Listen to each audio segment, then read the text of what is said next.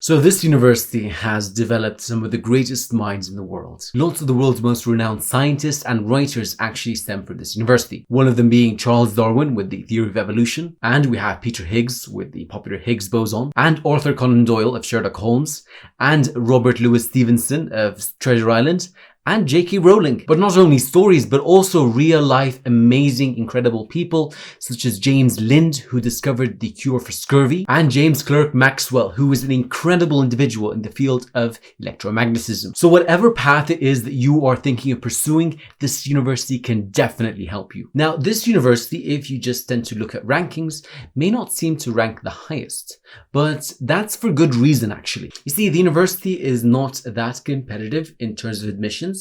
Actually, they are more accepting of lower grade students. And the reason behind that is, well, grades aren't everything.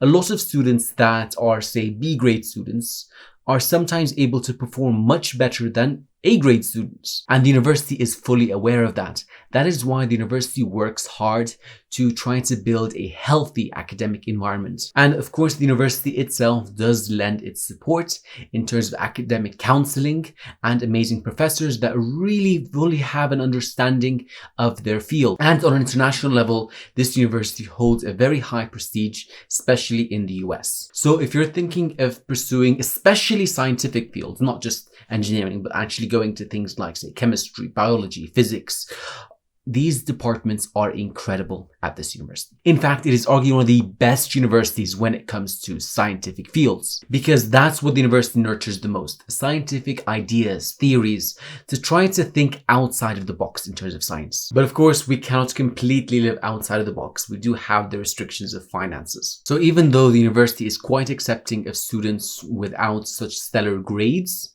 when it comes to the scholarship, grades do matter. The maximum funding that a university will tend to offer to a student is less than the full tuition fees. However, there is the option that the university could possibly, if they decide to, cover most of your tuition fees, but that would mean that you would have to prove yourself as incredible. A more reasonable option is to go for a partial scholarship, and the university does provide that, but that would mean that you would have to work part-time.